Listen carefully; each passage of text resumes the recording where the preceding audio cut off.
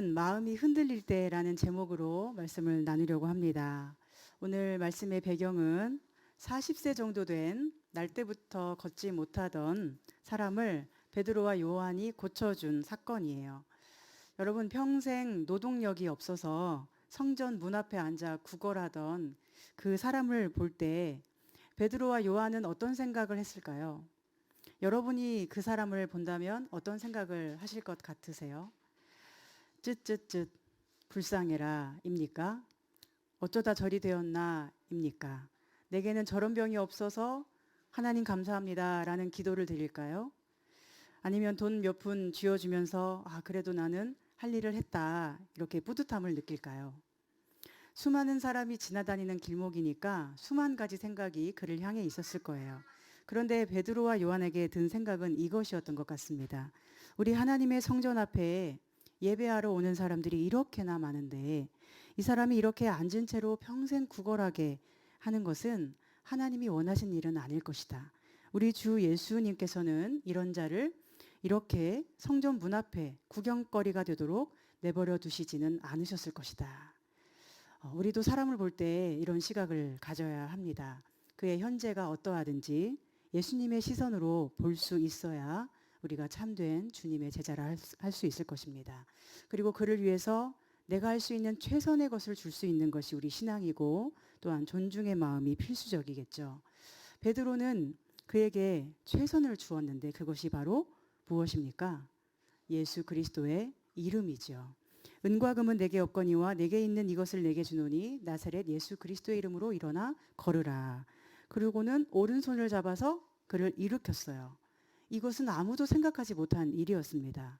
그저 돈 몇 푼 쥐어주면 할 일 다 했다고 생각하는 사람이 대부분이었을 거예요. 또는 냄새 난다고 싫어하고 저 사람을 왜 성전 문 앞에 계속 있게 하는 거야 이렇게 혐오하는 눈으로 보는 사람도 있었을 것 같습니다. 그러나 베드로와 요한은 자신이 가진 최선의 것 예수 그리스도의 이름을 당당히 선포하며 그의 손에 그 이름의 능력을 쥐어주는 일을 하게 되죠. 그러자 어떤 일이 벌어졌나요? 그의 발과 발목이 힘을 얻어서 즉시 일어나게 됐죠. 그리고 뛰었습니다.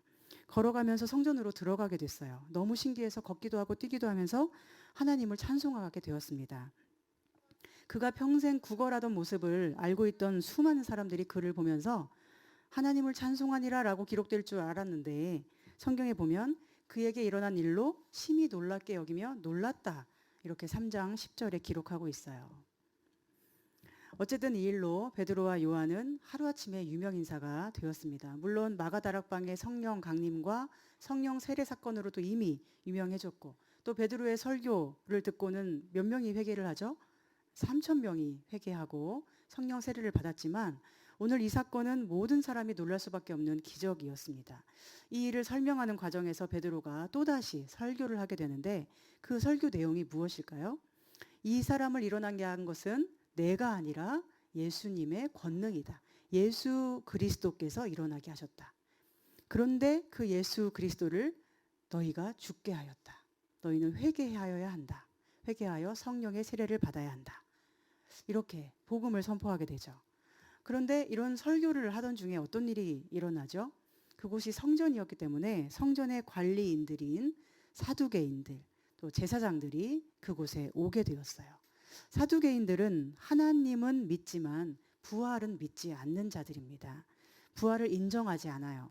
그래서 이 사두개인들에게는 현실 세계에서의 영화롭게 사는 것, 부귀영화가 인생의 전부였어요. 그들은 정치 권력과 결탁을 해서 제사장 자리 하나 차지하는 것이 최고의 꿈이었던 사람들이에요. 당시 제사장직은 이미 하나님이 정하신 가문의 제사장이 아니라 사두개인들 중에서 돈을 받고 세워지는 정치 세력이 되어 있었습니다. 그런 사두개인들과 제사장이 볼 때 나사렛 예수 그리스도의 십자가 그리고 부활 이것은 얼마나 말도 안 되는 허무맹랑한 소리입니까?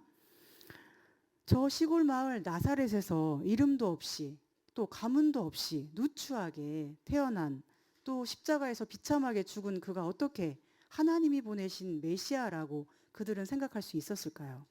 부활은 절대로 없는 것이라고 굳게 믿는데 예수님은 그 최후가 십자가에서 정말 저주받은 사람처럼 죽었으니 얼마나 그 사람, 그 예수님을 저주받은 자로 보았겠습니까? 또 얼마나 예수님이 지금 자신들의 그 권한을, 성전에서의 권한, 또 종교적인 권한을 위협하는 존재로 보였겠습니까? 그런데 지금 베드로가 수많은 성전에 있는 사람들 앞에서, 그것도 자기들이 주인 노릇하고 있는 성전 안에서 사람들을 선동하는 것처럼 보이는 거예요. 그래서 이 사두개인과 제사장들이 어떻게 합니까?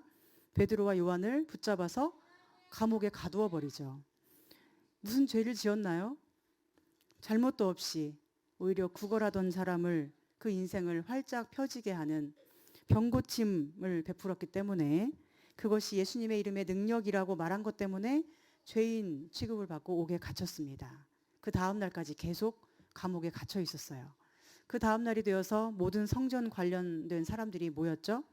대제사장들, 또 그 문중이 다 참여하고 관리들, 장로들, 서기관들 다 모였어요. 즉 힘 있는 자들이 다 모인 거예요. 왜냐하면 사도들을 신문하려고, 또 예수의 부활이 가짜라고 사람들 앞에 보이기 위해서입니다. 그런데 베드로와 요한이 이때 어떻게 합니까? 두려워하지 않고 담대하게 예수가 그리스도이시다, 예수 그리스도를 끝까지 선포하죠. 건축자의 버린 돌이 모퉁이 돌이 되었다. 천하 사람 중에 구원을 받을 만한 다른 이름을 우리에게 주신 일이 없다. 오직 예수만이 우리의 구원자, 메시아, 그리스도이심을 그들은 담대하고 또 담담하게 끝까지 고백을 했어요. 그런데 사두개인들이 상황을 보니까 이미 병고침 받은 사람이 그 자리에 계속 멀쩡하게 서 있는 거예요. 또 그 모습을 본 사람들이 다 증인처럼 그 자리에 서 있는 거예요. 게다가 지금 말하고 있는 베드로는 원래가 어부였는데 학문을 하지도 않은 사람이 갑자기 이렇게 학벌 좋은 사람들 앞에서, 정치적으로 높은 사람들 앞에서 떨지도 않고 말을 술술 해나가고 있으니까 더 이상 비난할 말이 없는 거예요. 그래서 그들이 한 일이 뭐냐면 바로 위협과 입막음입니다. 베드로와 요한에게 사두개인들과 제사장들이 이렇게 명령해요. 너희는 다시는 이런 일을 하지 마라. 예수의 이름으로는 아무것도 말하지 말고 가르치지도 마라. 단단히 위협을 합니다. 성경에 위협이라고 단어를 기록하는 걸 보면 그냥 조심스럽게 타이르는 정도의 수준이 아닌 거죠. 한 번만 더 하면 죽여버리겠다, 이렇게 협박했을 것입니다.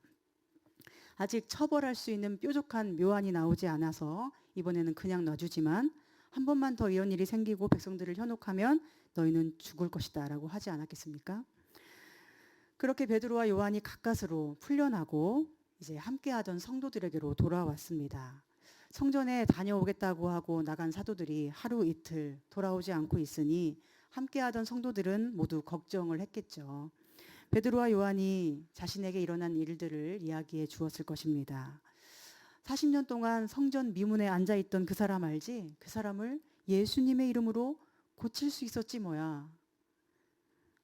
그 이야기를 듣는 모든 사람이 그 사람을 알고 있었을 것이고, 그 기적은 얼마나 하나님의 은혜, 또 예수님의 권능인가를 모두가 인정할 수밖에 없었을 거예요. 그런데 그 일로 베드로와 요한이 붙잡혔다는 것, 그리고 사두개인과 제사장들과 모든 문중이 그 종교 권력으로 꼼짝 못하게 했다는 것, 이틀 만에 풀려났지만 다시 한번 복음을 전하면 죽여버리겠다고 했다는 것을 전했을 것입니다. 이것은 얼마나 제자들이 보기에, 성도들이 보기에 기가 막힌 일이었을까요?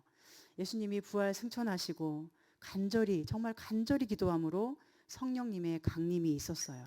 그리고 그들은 마음의 힘을 얻었을 거예요. 예수님이 승천하시고 길을 잃어버린 줄 알고 길을 보여주실 성령님을 기다렸어요.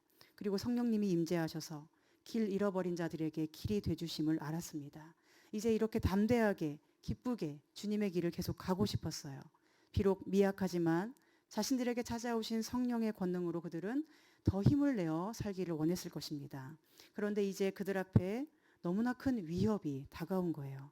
예상은 했겠지만 그것이 현실이 되어서 눈앞에 닥쳤을 때 그들도 사람이기 때문에 얼마나 마음이 흔들릴 수밖에 없었을까 생각해 봅니다. 우리는 흔히 마음이 강하다라는 것을 어떻게 생각하죠? 고집이 세거나 거짓된 신념이라도 그것을 강하게 밀고 나가는 것, 이것을 마음이 강하다라고 표현할 때가 있습니다. 마음이 흔들리면 마음이 약하다고 여기고, 마음이 안 흔들리면 마음이 강하다고 여기는 거예요. 그런데 생각해 보세요. 지금 본문에서 마음이 안 흔들리고 자기의 신념대로 꿋꿋하게 밀고 나가는 사람은 누구입니까? 바로 성전 맡은 자들, 사두개인, 제사장들입니다. 그들은 성전을 지키고 자신의 기득권을 지켜야 된다는 확고한 신념으로 강한 성을 이루고 있어요. 절대로 마음이 흔들리지 않습니다. 40년 동안이나 미문 앞에서 구걸하던 그 사람이 나은 것 얼마나 기적이에요. 그런데 그걸 보면서도 절대로 마음이 흔들리지 않는 거예요. 그들은 자기 세력을 약화시킬 만한 자들을 붙잡아서 가두고 위협하고 협박합니다. 다시 한번 이런 일을 한다면 죽이겠다고 다짐하고 자기의 앞날에 방해되는 것이나 자기 신념에 한치의 오차라도 남길 만한 사람이면 그 목숨조차 아끼지 않고 없앨 수 있는 그런 사람들이에요. 여러분 보시기에 이 사람들은 마음이 강한가요? 그런데 우리는 이런 사람을 우리가 마음이 강하다고 쉽게 말한다는 거죠. 이런 식으로 마음이 강하면 좋은 게 아니죠. 여러분은 이런 식으로 마음 강한 사람 되고 싶으신가요? 절대 그래서는 안 될 거예요. 그들의 그 강한 신념과 확고한 마음이 어떤 일을 벌이게 되죠? 처음에는 하나님이 보내신 선지자들을 죽인 사람들이고 나중에는 예수 그리스도를 십자가에 못 박아 죽였고 이제는 예수님을 따르는 사도들을 죽이려고 해요. 그 신념에는 절대로 흔들림이 없습니다. 저는 가끔 한 번씩 이런 생각을 해왔어요. 하나님의 뜻대로 목회를 잘하려면 내가 아무 감정이 없는 AI가 되면 되나? 왜 그런지 아시겠죠? 어떨 때는 사이코패스처럼 되면 목회가 좀 편할까? 이런 생각을 해본 적도 여러 번 있었어요. 어떤 일 앞에도 휘둘리지 않고 마음이 전혀 움직이지 않고 아픔을 전혀 느끼지 않을 수 있다면 얼마나 목회가 편하겠는가 이런 생각을 했습니다. 왜 이렇게 생각했을까요? 사람인지라 어떤 상황에서 느끼는 감정은 분명히 있는데 그 감정을 드러내거나 표현하면 안 되는 것이 목회자를 향한 왜곡된 시선이었기 때문이에요. 여러분, 아예 아픔을 못 느끼는 것과 아픔을 느끼지만 참는 것은 얼마나 다른 일입니까?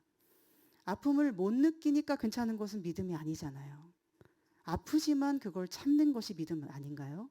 그런데 때로 아픔을 아예 모르는 것이 잘 참고 인내하는 그리스도인의 표상인 것처럼 또 목회자의 표상인 것처럼 느껴질 때가 얼마나 많은지 모릅니다. 또 때로는 오늘 말씀에 나오는 성전 맡은 자들처럼 굳은 신념을 위해서 무슨 일이든 할 수 있는 강한 마음을 가져야 된다고 여기는 왜곡된 그리스도인도 얼마나 많이 있습니까? 내가 붙잡은 이것이 하나님의 뜻이어야만 되고 하나님의 뜻이 분명하다고 여기는 그리스도인들이 많아요. 그래서 그들은 어떻게 하죠? 그것이 흔들리는 것을 막아내기 위해서 그걸 흔들리게 하는 모든 것을 제거하는 편을 선택합니다. 냉혈한처럼 또 감정 없는 AI처럼 사이코패스처럼 자기가 맞다고 여기는 그 신념에 맞추어서 모든 것을 다 없애고 조정합니다. 그래서 반대편 사람들이면 욕하고 죽일 사람으로 만들고 저주하고 비웃고 정말로 죽이기까지 하죠. 바로 오늘 이 사두개인처럼 제사장처럼 그리고 예수님을 못 박아 죽인 유대인들처럼 말이죠. 또 사도 바울도 회심 전에는 그런 인물이었습니다. 때로 정치적인 일에 있어서도 얼마나 우리는 자기 생각이 맞다고 주장하기를 좋아합니까? 어떤 사람을 대통령으로 뽑아놓은 사람들은 그 사람이 분명히 잘못하고 있다는 것을 알면서도 절대로 그것을 인정하지 않는다고 해요. 그리스도인들이 전혀 기독교적이지 않은 사람을 뽑아놓고서도 잘못을 인정하지 않습니다. 또 그 반대편 사람들도 자기가 지지하는 사람들이 다 잘하는 것이 아닌데도 잘못하고 있는 것을 쉽게 말하지 않는다고 해요. 왜냐하면 그 사람에게 투표한 자기 신념이 잘못됐다는 것을 인정하고 싶지 않기 때문이죠. 보수 진영도 그렇고 진보 진영도 마찬가지예요. 그러니 자꾸 나라가 정치적으로 분열되고 이념으로 분열됩니다. 교회 안에서도 우리는 예수님의 이름으로 하나가 돼야 되는데 자꾸만 오른쪽 왼쪽으로 나뉘어서 싸우고 있죠. 결국 문제는 무엇일까요? 우리가 하나님 중심으로 되지 못하고 나 중심으로 살기 때문이에요. 교회 다니면서도 우리가 나 중심이기 때문에 내가 지지하는 정당이 옳다 하고 싶은 것입니다. 성령 안에서 하나가 된 그리스도인들이 정치, 정당 때문에 갈라지는 것이 과연 하나님이 원하시는 하나님 중심의 신앙일까요? 어떤 분들은 교회를 선택할 때 또 예배를 드릴 때도 나 중심의 교회, 나 중심의 예배를 선택하려고 합니다. 그러니 어떻게 신앙이 바르게 자랄 수 있겠습니까? 내가 보기에 좋으면 좋은 교회, 내 감정이 만족을 느끼면 잘 드린 예배, 내가 신앙생활하기에 편안하면 좋은 교회, 이렇게 하니까 어떻게 하나님 중심이라고 할 수 있겠어요? 정말로 우리가 하나님 중심이라면 모든 것을 하나님의 시선으로 분별할 수 있어야 합니다. 신앙적이지 않은 것은 잘못된 것이라고 해야 되고, 신앙적인 것은 잘한다고 해야 되고, 그렇게 자신이 지지하는 정당이 어떤 정당인가를 뛰어넘어서 하나님의 가치관으로 모든 것을 분별해야 참된 그리스도인이라 할 수 있고, 나 중심이 아닌 하나님 중심의 인생을 살 수가 있는 것입니다. 교회를 선택할 때도 나에게 어떤 유익이 있는가가 아니라 내가 어떻게 하나님께 드려질 수 있는가, 내게 어떤 만족을 주는 예배인가가 아니라 내가 어떻게 하나님께 바쳐질 예배를 잘 준비해서 드렸는가, 이런 기준으로 해야만 감정의 유혹이나 마음의 그 속삭임에 현혹되지 않고 참되고 진실한 예배를 하나님께 올려드릴 수 있을 것입니다. 저는 우리 로고스 교회에 오신 모든 분들이 그런 예배 드리고 있다고 믿고, 그런 교회를 선택해서 잘 섬기고 있다고 믿고, 그런 여러분의 믿음을 진심으로 마음 깊이 응원하고 있어요. 나 중심인가 하나님 중심인가, 오늘 우리는 이것을 본문에서 생각해 봐야 할 것입니다. 그리고 나 중심인 사람이 얼마나 흔들림이 없는지, 그 흔들림 없는 굳건한 신념을 위해서 무엇을 하는지를 볼 수 있어야 합니다. 저는 지난주에 여러분께 허그타임 중에 이런 고백을 했었어요. 개척을 하고 나니 무기력증에 빠져 보이던 많은 개척교회 목사님들의 마음이 이해되었다고, 저에게도 자꾸만 무기력감이 찾아오고 그것을 이겨내는 영적인 싸움이 사실은 가장 힘든 일이라고, 그리고 제가 이러한 무기력감이 자꾸 다가올 때 이것을 이겨내고 끝까지 주의 복음을 증거할 수 있는 증인이 될 수 있도록 기도를 부탁드렸어요. 그런데 그렇게 부탁을 하고 난 후에 이런 생각이 드는 거예요. 이제 얼마 전에 개척한 목사가 그것도 하나님의 은혜로 모든 것이 잘 되고 있는데 무기력감이 찾아온다고 말하는 것이 맞나? 이런 말을 들으시면 성도들은 목사를 이상하게 생각하지 않을까? 내가 아무리 힘들어도 괴로워도 전혀 티를 내지 않고 계속 확고하게 굳은 신념으로 밀어붙여야 되는 것이었나? 이런 생각을 했습니다. 그런데 오늘 말씀 속에서 제자들 또 사도들의 모습을 보면서 저는 저의 생각이 틀리지 않았다는 것을 확인하게 되었어요. AI처럼 감정 기능이 제거된 채로 기계처럼 믿음에 대해서 말하고 복음이라는 단어를 말하고 예수, 그리스도 이런 단어를 사용하는 것이 목사가 아니라는 것을 다시 한번 점검할 수 있었습니다. 여러분, 복음, 믿음, 예수님 이런 단어를 엄청나게 많이 사용한다고 믿음은 아니잖아요. 전혀 복음적이지 않은 설교를 하면서도 설교 속에서 복음이라는 단어를 아주 많이 사용하는 목사님들을 저는 많이 봤습니다. 그렇죠? 믿음이 거의 없으면서도 믿음이라는 단어를 아주 많이 사용하기도 하고요. 예수님을 전혀 귀히 여기지도 않으면서 예수님이라는 단어를 늘 사용하는 그런 사람들, 또 교회들이 얼마나 많이 있나요? 중요한 것은 그런 단어를 얼마나 많이 쓰느냐가 아니라 내가 정말로 하나님 중심의 사람인가 하는 것입니다. 그리고 어떤 어려운 상황에서도 또 얼마나 마음이 흔들려도 내가 하나님 중심으로 모든 것을 받아들이고 나를 변화시켜서 하나님께 맞추려고 애쓰는 사람인가, 나를 하나님께 온전히 드리고 싶어 하는가, 이것이 가장 중요한 기준입니다. 여러분, 제자들도 어떻습니까? 그들은 지금 위협을 당함으로 인해서 아무렇지 않았을까요? 그들은 그 위협 앞에서 마음이 흔들릴 수밖에 없었어요. 담대히 복음을 전하는 것이 이렇게 목숨을 위협하고 생존을 위협하고 죽음 앞에 자기를 내어놓아야 하는 일임을 지금 피부로 느껴야 했을 것입니다. 그러나 제자들은 사두개인 제사장들처럼 신념을 지키려고 뭐든지 할 수 있는 사람들이 아니었어요. 그들은 마음이 그런 식으로 왜곡되게 강한 자들이 아니었습니다. 그들의 마음은 다른 방식으로 강해졌는데 그것은 바로 오직 성령 안에서 강해진 것입니다. 그들은 성령 안에서 담대했습니다.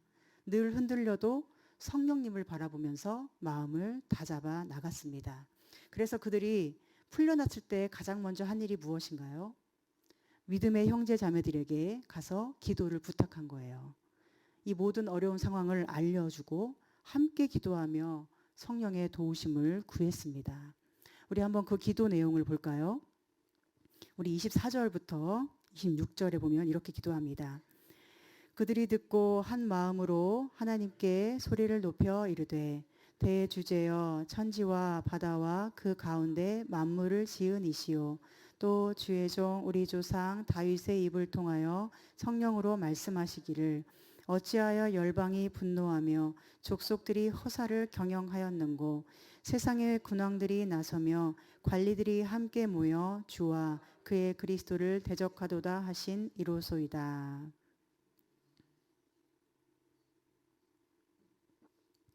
그들은 먼저 하나님이 어떤 분인가를 떠올립니다. 하나님은 대주제, 만물을 지으시니 대적의 허사를 경영하는 모습을 다 아시는 분. 이렇게 기억해내죠. 그리고 이 어려운 일들이 이미 하나님의 뜻 안에서 다윗을 통해 예정되었다고 기도 속에서 고백하게 됩니다. 그리고 27절부터 30절부터 나오는 기도 속에서 또 간구하죠. 함께 읽어볼까요? 시작. 읽어보세요. 시작. 이방인과 이스라엘 백성과 합세하여 하나님께서 기름 부으신 거룩한 종 예수를 거슬러 하나님의 권능과 뜻대로 이루려고 예정하신 그것을 행하려고 이 성에 모였나이다. 주여 이제도 그들의 위협함을 굽어 보시옵고 또 종들로 하여금 담대히 하나님의 말씀을 전하게 하여 주시오며 손을 내밀어 병을 낫게 하시옵고 표적과 기사가 거룩한 종 예수의 이름으로 이루어지게 하옵소서 하더라. 아멘. 무엇을 기도한 건가요? 먼저 이 모든 일은 하나님의 권능과 뜻하심 안에서 예정된 일이다. 이런 것을 깨닫고 이 일로 인해 교회가 위태롭고 지금 위협받고 있지만 교회의 걸음이 거침이 없게 해달라고 그리스도를 중심으로 모인 공동체가 오직 복음을 전하는 일에 승리하게 해달라고 기도하고 있습니다. 이 기도 속에서 우리가 알 수 있는 것은 무엇입니까? 먼저 기도는 예수님이 누구신가를 떠올리는 거예요.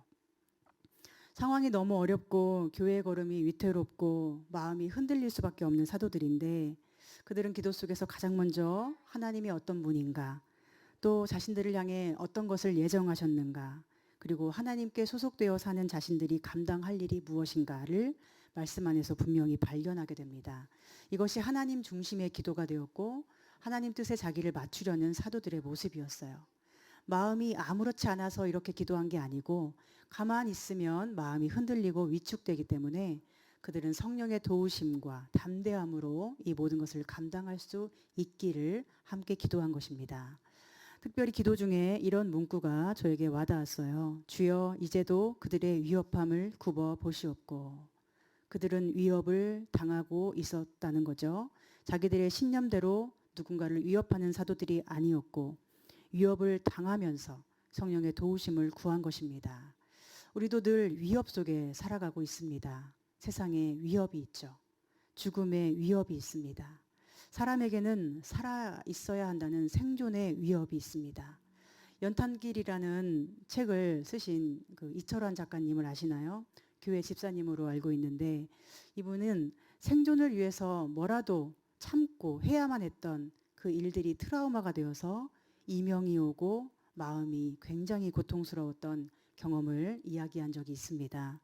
우리가 주로 트라우마라고 하면 어떤 큰 사고 또 자연 재해를 만났을 때만 생각하는데 그분은 하루하루 생존의 위협 속에 살아남기 위한 처절한 몸부림이 얼마나 우리에게 트라우마가 될 수 있는지를 이야기했던 것이 저에게도 굉장히 공감이 되어서 남아 있습니다. 그러한 생존 위협 속에서 우리가 할 수 있는 일은 무엇입니까? 그것은 사두개인처럼 내가 살기 위해서 남을 죽이는 일이 아니지요. 우리 그리스도인들이 할 일은 위협을 다 알고 계시는 하나님 앞에 기도하며 성령의 도우심을 기다리는 거예요. 그리고 서로의 위협을 알고 우리 모두에게 주어진 위협을 두고 하나님 앞에 함께 기도하는 것이 교회의 모습이어야 할 것입니다.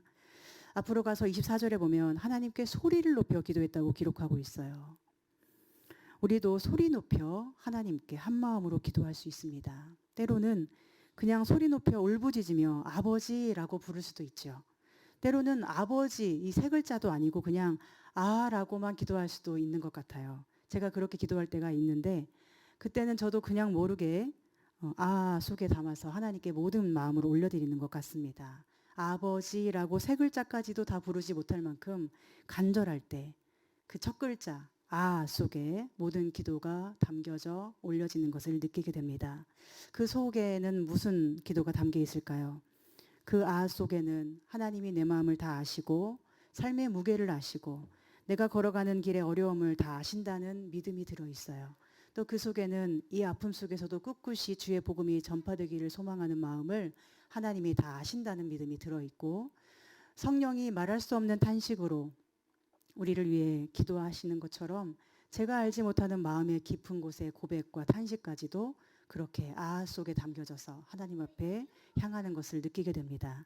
그리고 그 속에는 내 눈이 보기에 하나님이 나를 사랑하지 않는 것처럼 보이는 괴로움이 들어있기도 하고 그 괴로움을 아시는 하나님 앞에서 다시 일어나고 싶은 마음도 들어있어요. 때로 여러분도 그렇지 않습니까? 하나님은 나를 사랑하신다고 늘 말씀하시는데 내가 보기에 삶은 전혀 그렇지 않은 것 같을 때 여러분도 많이 있지 않으십니까? 저도 늘 그런 생각을 많이 했고 그런 생각과 많이도 싸웠습니다. 남들은 별로 간절히 원하지 않아도 탁탁 이미 주어지는 것들이 저에게는 간절히 원하고 기도해도 안 될 때, 그때 어떻게 하나님이 나를 사랑하시고 특별히 사랑하신다고 생각할 수 있겠어요?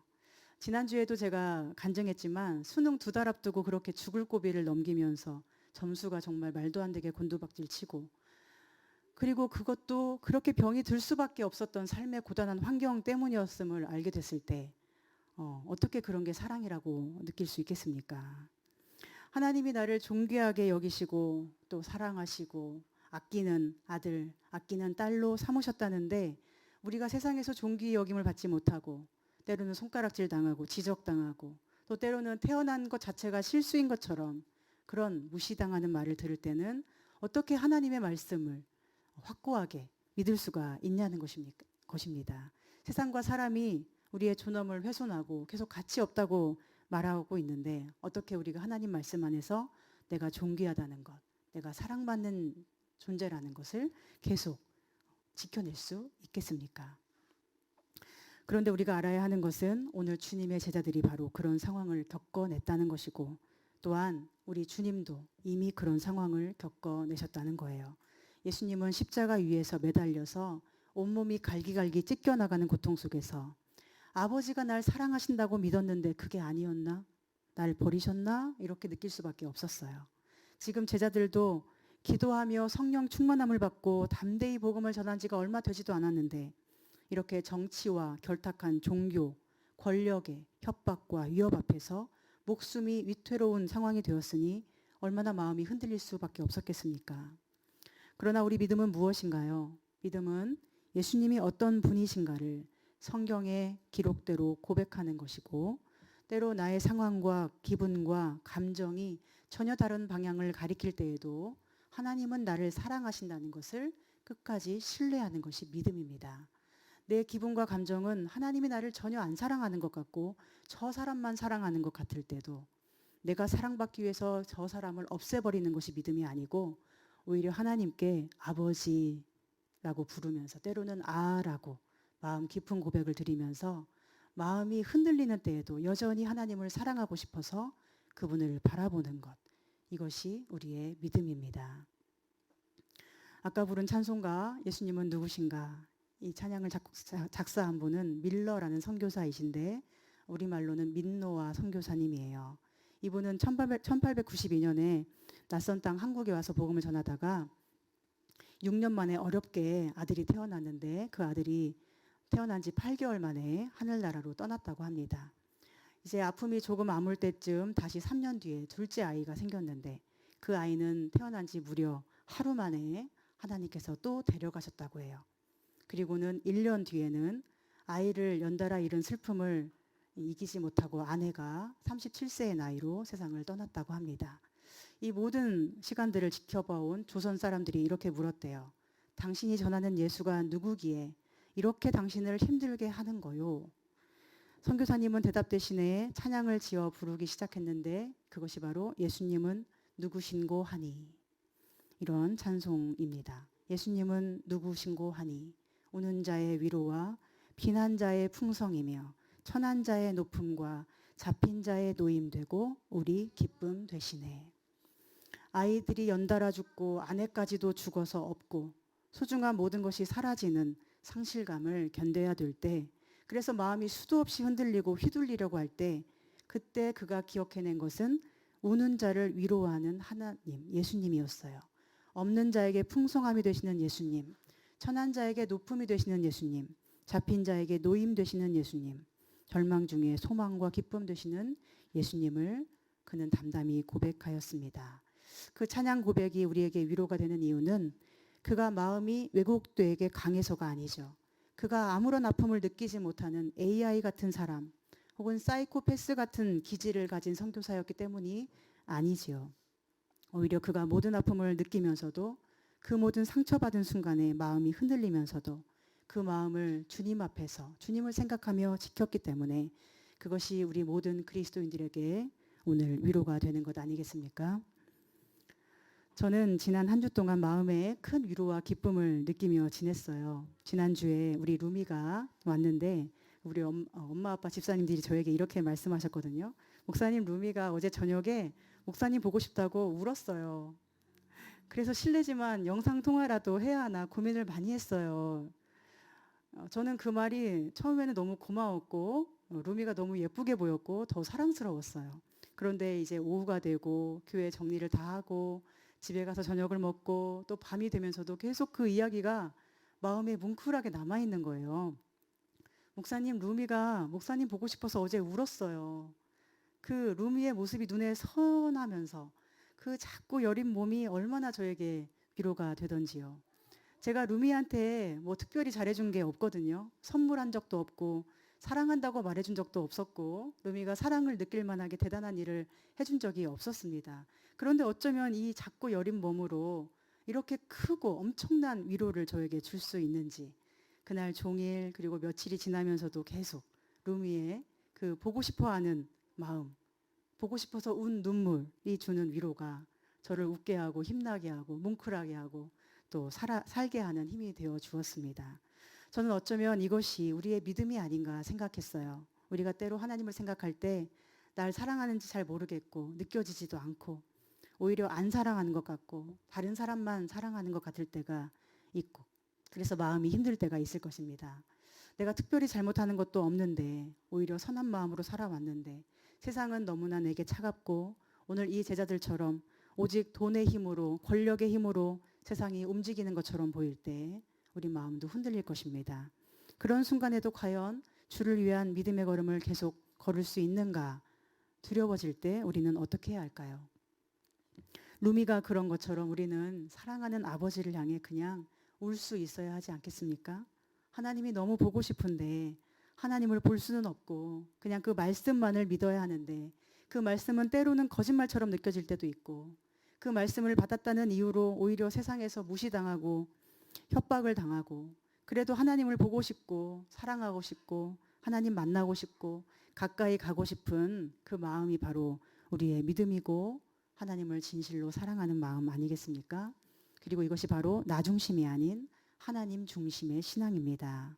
때로 사랑받지 못하는 듯한 감정이 우리를 엄습할 때에도 하나님이 그냥 다 내버려 두시는 것 같아도 끝까지 하나님을 보고 싶어하고 사랑하고 싶은 마음으로 간절히 부를 수 있는 것, 그리고 하나님께 그들의 위협함을 굽어 살펴달라고 간구할 수 있는 것, 세상에서 내가 당하고 있는 일을 주님이 굽어 봐주시고 성령께서 친히 역사해달라고 기도할 수 있는 것, 이것이 하나님이 기뻐하시는 우리의 기도입니다. 이렇게 계속 하나님을 바라보는 것이 우리 믿음이고 이것이 우리의 확고한 마음이 되어야 합니다. 확고한 믿음은 하나님을 향한 확고한 그리움이고 확고한 사랑이에요. 아무리 흔들려도 그래도 하나님을 바라보는 것입니다. 먼 옛날에 배가 길을 찾아가던 법을 아시나요? 그때는 항해도도 없고 나침반도 없으니까 배가 북극성이나 북두칠성 같은 별을 보고 길을 찾았다고 하죠. 별이 저기에 있으면 그 별의 방향을 보고 그냥 가는 거예요. 가는 길에 배는 어떻죠? 계속 흔들립니다. 끝없이 흔들립니다. 풍랑이 와서 뒤집어질 뻔하기도 하고 오히려 반대 방향으로 가기도 하고 또 옆으로 흘러가기도 해요. 그래도 파도가 좀 잔잔해지면 다시 앞으로 가고 또다시 별을 보고 앞으로 가면 되는 거죠. 이것이 흔들림이 없는 진짜 믿음이에요. 그런데 우리는 이 배가 흔들리면 안 된다고 생각을 하고 그래서 별은 바라보지도 않고 이 배가 흔들리지 않게 하는 것에만 집중을 합니다. 흔들리지 않을 수가 없는 인생이잖아요. 그런데 난 흔들리면 안 돼. 흔들리지 않을 거야. 이렇게 버티는 자들. 그들이 바로 사도들을 위협하고 예수님을 못 박아 죽인 무리들이었어요. 어떤 느낌이 드나요? 마치 콘크리트 바닥처럼 매끄럽게 보이지만 왠지 차갑고 딱딱하고 어두운 모습이죠. 신앙생활을 하다 보면 왠지 그런 분들이 있잖아요. 콘크리트 바닥처럼 매끄러운데 뭔가 이상한 느낌이 드는, 성경 백독을 하고 새벽 예배는 한 번도 안 빠지고 신앙 고백도 너무 확실하고 흔들림이 없어 보이는데 왠지 가까이 하고 싶지는 않은 사람들, 만나면 힘들어지고 불편해지는 사람들, 분명히 좋은 사람 같지는 않은데 문제는 그들의 겉모습이 신앙이 아주 좋은 사람처럼 위장되어 있다는 거예요. 그런 사람을 볼 때 여러분은 어떤 생각이 드십니까? 나는 누굴 괴롭게도 안 하고 위협도 안 하고 힘들게도 안 하는데 항상 신앙이 흔들리고 부족해 보이는데 그런 콘크리트 같은 사람을 만나면 왠지 작아지는 것 같지 않습니까? 나도 그렇게 돼야 될 것 같지 않습니까? 그런데 그런 사람이 되고 싶지는 않잖아요. 그럴 때 얼마나 괴로우십니까? 중요한 것은 그렇게 될 필요도 없고 되어서도 안 된다는 거예요. 우리는 나 중심 내 신념으로 신앙생활을 하는 사람이 아니라 하나님 중심 성령의 신념으로 성령의 담대함과 확고함으로 복음을 전해야 하는 사람들입니다. 그래서 우리는 더 기도를 해야 되고요. 더 주님의 마음을 품을 수 있어야 되고요. 더 내 고집을 꺾어서 내려놓아야 되고 더 하나님을 간절히 찾아야 되고 자신을 내려놓아야 됩니다. 하나님의 사랑과 은혜의 복음이 전파되는 일이라면 어떤 위협이라도 이길 수 있는 용기와 담대함을 내가 애를 써서 가지는 것이 아니라 성령께서 넘치도록 한없이 부어주시기를 간절히 기도해야 하는 것입니다. 저는 지금까지도 기도하며 살아왔지만 앞으로도 열심히 기도할 것입니다. 오늘 사도들의 기도처럼 교회의 걸음이 어떤 위기 속에서도 위축되지 않도록 기도할 것입니다. 큰 교회, 재정이 넉넉한 교회, 계획대로 척척 되는 교회를 보면서 저도 모르게 자꾸만 무기력감이 올 때마다 저는 더 기도할 것입니다. 반주자도 없이 예배했던 우리 교회와 다르게 찬양팀의 오케스트라까지 동원해서 예배하는 교회를 볼 때마다 저는 더 기도할 것입니다. 그들은 사랑받고 저와 로고스 교회는 사랑받지 못하는 것처럼 느껴질 때마다 저는 계속 더 기도할 것이고 하나님의 사랑에서 흔들리지 않을 것입니다. 그리고 그 기도의 결과는 31절 말씀처럼 될 거라고 저는 믿습니다. 우리 로고스 교회 모든 성도가 다 성령이 충만하여 하나님 사랑으로 담대하게 복음을 전하는 진짜 하나님 사랑받는 교회가 되는 것이 그 결론이라고 저는 믿습니다. 그러니 순간순간 다가오는 어떠한 무기력감이나 위기 속에서도 교회의 걸음이 위축되지 않고 거침이 없이 하던 일을 계속할 수 있는 용기와 담대함을 가질 수 있도록 하나님 뜻을 전할 수 있도록 기도해 주시기를 부탁드립니다. 사랑하는 여러분, 마음이 흔들릴 때는 하나님을 바라보십시오. 예수님이 누구신가 생각하십시오. 생각, 감정, 기분이 주는 대로가 아니라 성령과 말씀 안에서 주의 사랑을 계속 떠올려 보시기 바랍니다. 그리고 끝까지 사랑으로 승리하시기를 간절히 소망하고 축복합니다. 기도하겠습니다. 하나님, 오늘 무엇이 하나님 중심이고 무엇이 나 중심의 잘못된 신앙인가를 생각했습니다. 때로 하나님이 우리를 사랑하지 않는 것 같아서 마음이 흔들릴 때 다시 한번 별을 보며 나가는 배처럼 하나님께 집중하고 예수님만을 바라보고 담대하게 주의 복음을 전하며 살 수 있도록 인도해 주시옵소서. 흔들리지 않을 수 없는 우리 인생이고 늘 생존의 위협 속에 위축될 수밖에 없는 우리의 현실이지만 그럼에도 우리를 사랑하시는 하나님 앞에 확고한 그리움과 확고한 사랑으로 나아가서 성령의 도우심 안에서 승리하게 하여 주시옵소서. 아주 작고 여린 몸으로도 큰 위로를 주었던 우리 아가처럼 우리도 하나님을 늘 그리워하고 사랑함으로 하나님을 기쁘시게 하는 참된 교회가 되게 해 주시옵소서. 예수님의 이름으로 기도합니다. 아멘.